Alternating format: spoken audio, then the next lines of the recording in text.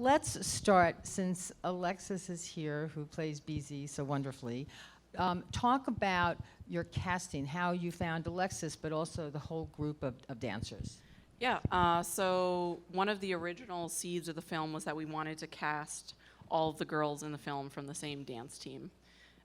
We didn't know what type of dance we were going to find, but the first time I saw the Q Kids was on YouTube. And about 15 seconds into the video, I paused, I called Lisa, and I was like, it's drill, and there's this team in Cincinnati called the Q Kids, and something electric happened when I saw them.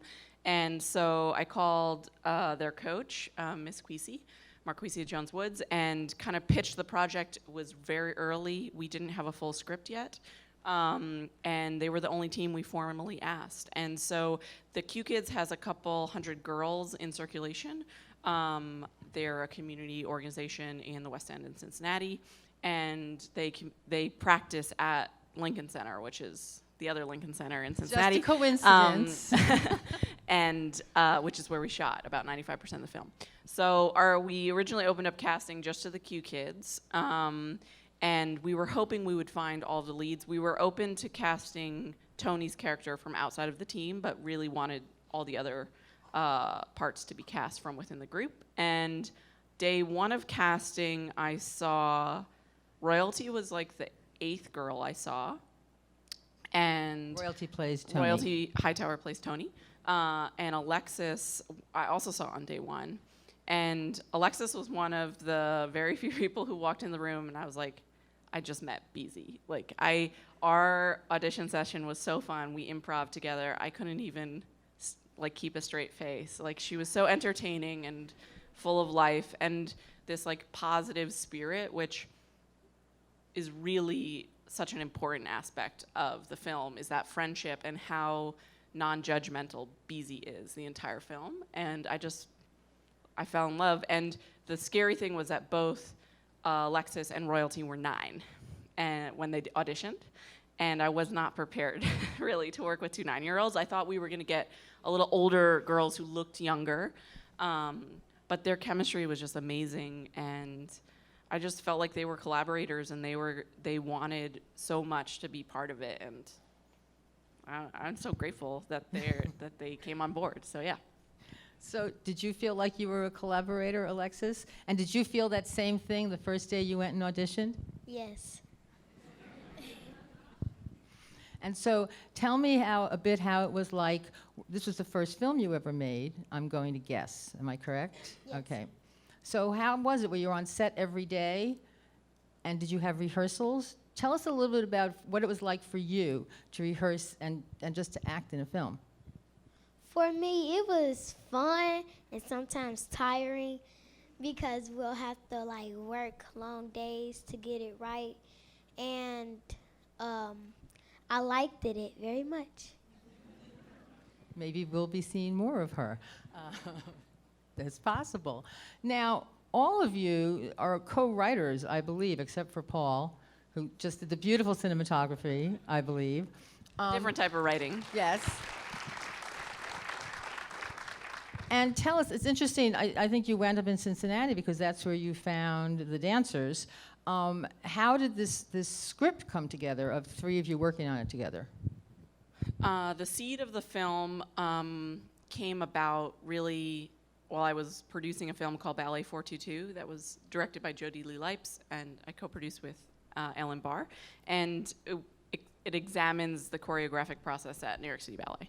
And I had the privilege of being in the room with a great young choreographer working with dancers. And there's this very wordless exchange that happens between dancer and choreographer, this kind of body mirroring that happens. And I was really fascinated by how dance was translated from body to body to body. And it was really, they could not use words. Sometimes it was he had to show them, and they would repeat it with their bodies. And it changed and it shifted, and I kind of was fascinated by this idea.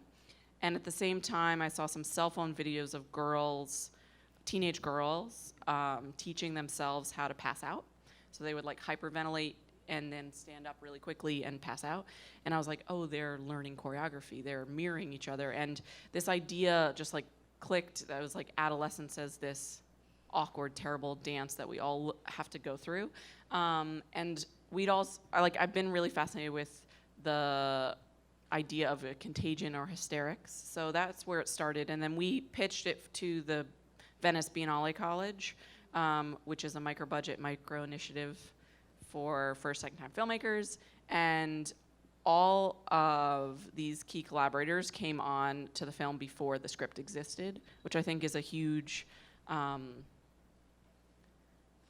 just am so grateful for them because they sculpted it from the very beginning. And then the three of us, Celia, Lisa, and I, workshopped. We're all like very visual storytellers. Do you guys want to talk about it?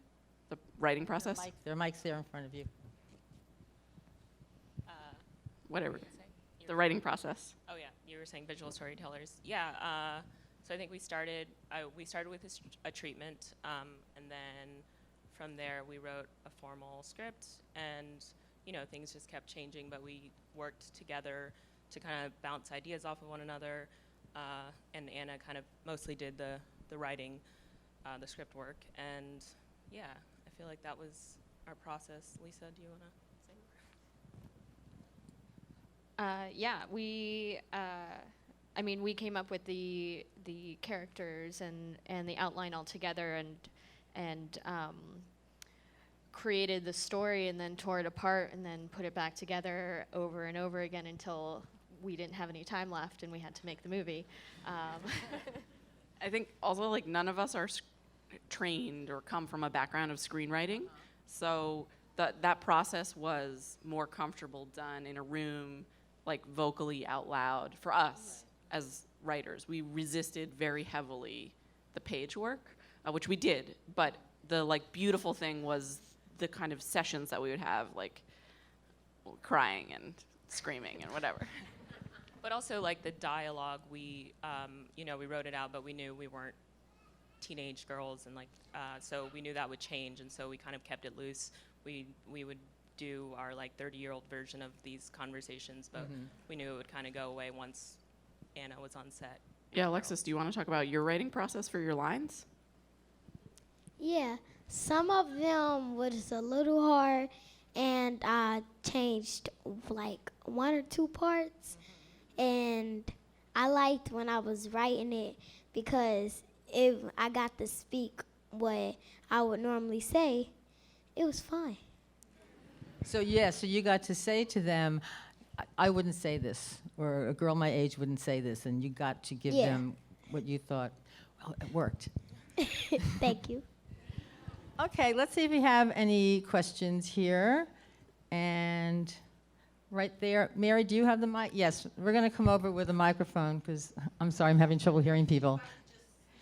No, really, seriously, we'll give you a mic. It's for me, I can't hear. Okay, can you hear me? We can, thank you. Okay, Alexis spoke to this, but I'd like to know from Alexis's point of view and from the writer's point of view, how your interaction shaped the film. I know you came in with an idea, but how did the interaction with the young people shape the actual film? I'll go first. Well, we came in with a full draft, a full script, a traditional full script. We didn't treat the script like some God-given object. We really wanted the performers to consider themselves authors and agents in the film alongside of us. And that didn't just go to the philosophy with working with the kids, but all of our collaborators. It was really important that when they spoke about the film, they could say, this is my film. And that was just our philosophy as filmmakers. But I lived on location for 9 weeks, and we did a lot of different types of workshop depending on who the actor was, but the West End community and the Q Kids sisterhood in general are so integral into the film that you see on screen, and their collaboration, support, and generosity just blew me away. It was such a loving, respectful environment to create a film in, and I'm so grateful that they embraced our idea and wanted to make this film alongside with us. I don't know, what was it like to kind of those early phases, the rehearsals and stuff like that? What was that process like before we started shooting? It was very easy because we were just practicing them until I got them right and I knew what I was saying and I did it all right. So it was easy. And when I was saying my lines, before we had started, I said, no, this is not what I'll say, or, And then I was like, can I change that or something? And she said, yeah. And we also worked with their head coaches, Mariah and Shreya Jones, who are choreographers. So we worked to incorporate the narrative of the film very heavily in the drill sequences that you see. And so I think it was really great because they know their dancers really well. They know the strengths of all those girls as physical performers, which is a whole different aspect. So they were on set every day. We designed that drill routine and stand battles, the parade. So a lot of rehearsal was also dance, which is, these girls are elite dancers. They compete nationally. They're like champions. So, they practice 3 hours a day doing dance regardless. So it was fun to be part of that process, knowing that dance was going to be on screen. Okay, let's see. Right here, we have someone. And we could probably hear you, but let's use the mic anyway. Thanks. Yeah, I thought it was really interesting that the film seemed to be very close to like Tony and like Beezy's point of view, and we only heard like sort of bits and pieces of what was being said, sort of in the background or off to the sides or on TV, and the adults had almost no presence in this at all. We never saw anybody at home. It was all exclusively seemed to be at the rec center or out on the grounds. And I'm just wondering, like, I thought that worked really well. I'm just wondering what your ideas were about, that approach. Yeah, thank you so much. That approach was pretty inherent from the beginning because thinking back, being a middle school student, in order for Legs to have power and the power that she has over these group of girls, you have to remove adults because she has to be the top of the pyramid. And so as soon as you have an adult explaining anything, you cut off the head of the beast. So in order to maintain that power structure, all the adults needed to disappear. And I think that both Paul's work on set about really making sure that our point of view cinematographically was with Tony every step of the way. And then later, Celia in the edit room, having clear decisions. Anytime we deviated from that, it went away. And it was also really important for me, like, the community center was such a beautiful building and had so much power as a space. It felt like home. It felt like a version of home. So like the laundry room is home for Tony and Jermaine. So we treated that space like that. We wanted, that kind of romantic gauzy light. Like we really focused on identifying the spaces that we were using thematically as home spaces. Like, the overpass is Tony's bedroom. Like we really conceptualized it as utilizing this space. Because when you think back, those are the key moments. It's not the adults. Sorry, Mom and Dad, they're in the audience. But it's not the adults. Those were not the formative moments. It was with your peers, and we needed to protect that. So yeah. And let's talk about shooting and POV and the cinematography a little bit more. Aside from what you're talking about, there are also these moments you're shooting dancers, and that I'm sure has its own set of challenges. And then there's some wonderful, wonderful long shots of just the gym, and where there's one where Beezy is just by herself, sort of dancing across the floor. Another where she's following Tony, and other things in the empty swimming pool, I think. And these kinds of very solitary but long shots. Talk about how you decide why you have these scenes and how you're going to shoot them. Hello? Okay. Well, I don't know. I guess we knew that we were going to be limited to just being in the community center. So we spent a lot of time just looking at the spaces and just seeing where the light fell during certain times of day. So sometimes we were almost limited by the time of day that we had to shoot, and because of that, we'd be like, well, we have to shoot a scene. Like, we can't shoot a scene outside because it's not dusk, you know, and we wrote it here, but we have to move it somewhere else. So, I don't know, that's like weirdly specific, but that scene that you're talking about in the basketball gym was sort of like a last-minute audible for us. Like, we didn't plan on shooting that there at all. So One a of lot my of favorite shots in the film. but we did plan things. But a lot of like creative decisions we made came from limitations, you know, and I think, you know, even the limitation of removing adults, just so many like keeping in one location, you know, internalizing everything to Tony's world.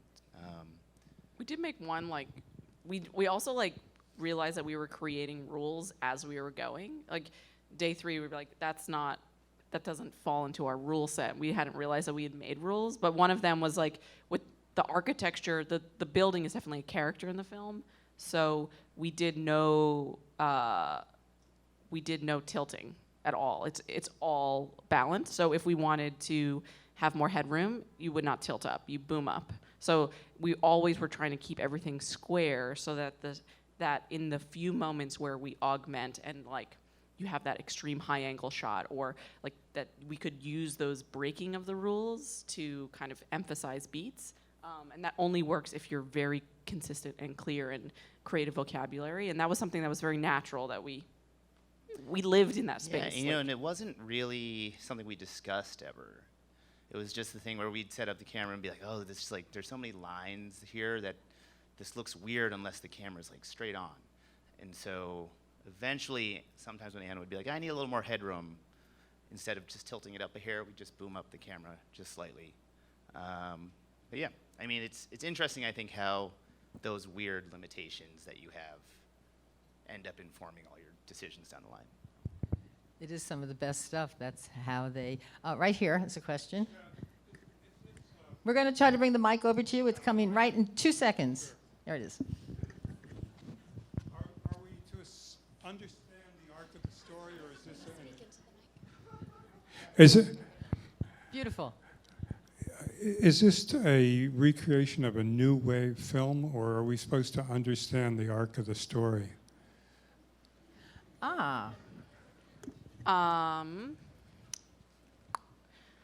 That's interesting. I'll go at it this way. I love transcendental cinema. Is a big inspiration on me. Like Robert Bresson is a big voice that I have looked towards to inform my decisions. I see a pretty clear arc in this film, but it's not happening in a clear plot device or dialogue-driven format. It's happening in movement. For example, the push broom scene is one of my favorite scenes in the film, and you could examine that scene purely on what they're saying, but for me, that scene is about BZ's physical spirit as a player, as a jester, as a clown, inviting Tony's character to break routine and join her. And that's the entry point into the whole kind of romance between BZ and Tony's character. She has to go at her physically until she stops sweeping and joins in the play. And that's the first point where, you know, Tony's able to access this inner voice as a dancer. You see her on the bridge in the next, because she's started to understand the relationship between physical joy and the joy of dance.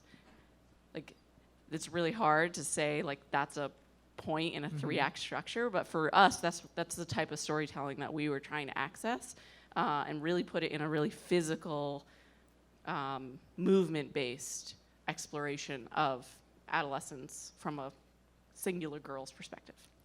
And also, I think there are some things that we might think, you know, for instance, when they think there's something in the water, and then in the end they say, well, there's nothing in the water. If this were like sort of a straight narrative, you go, then it's something else, and you go, that would become a whole other subset. But it's not really about that.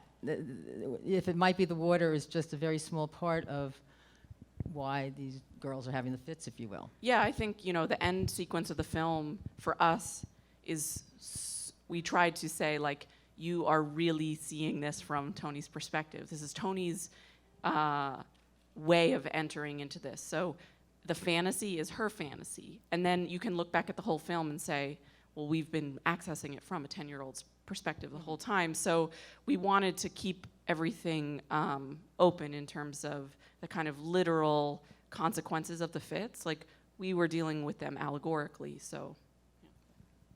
Okay, let's see. Anybody in the back? Oh, no, but there's somebody right down here. And actually, we probably can hear you, but it's nice being able to just speak into the microphone, and I don't have to interpret what you said, just what you said. You mentioned that it was developed at the Venice College.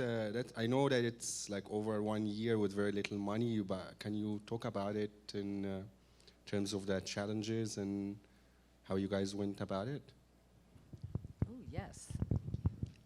From the very first workshop of the Biennale to our premiere in Venice, it was about 10 and a half months. So really, timing was our biggest challenge, especially creatively.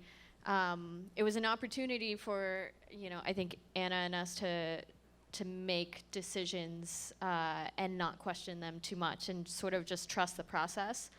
And luckily that paid off. But it was definitely sort of a challenge to feel like we were ready to go into production, like we were ready to call it a picture lock.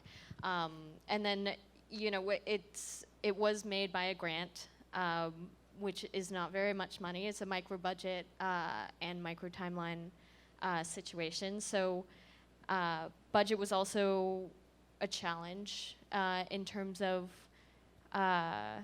going into production and trusting that the West End of Cincinnati will give us everything that we need, and finding, you know, we hired half the crew from Cincinnati that we didn't know, and they all ended up being amazing collaborators with us. So those were just a few of the challenges that we faced, and then, you know, serendipitously we found the right team and went to an amazing community, and we made our deadline. How did you have to submit? Or did they invite you to submit? Yeah, they have an open submission process. They're currently in their 4th cycle. We were part of the 3rd. And we submitted treatment and a Tumblr, because I'm a big Tumblr user. And a lot of what I was citing was choreography. So, and then from that, we were selected for a group of 12 finalists. We were the American delegates. You have a development workshop, and that culminates in a live pitch at the Biennale, which, like, European filmmakers are like, do every day, because that's how, it's like pitching is how you get government money in Europe. But for us, it was a new thing. And then from the 12 filmmakers, you all submit a full draft, and they select 3 to continue on and are granted.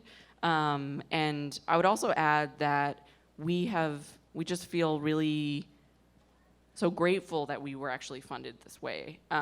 You know, neither Lisa, Celia, or I have written a script. We're first-time filmmakers.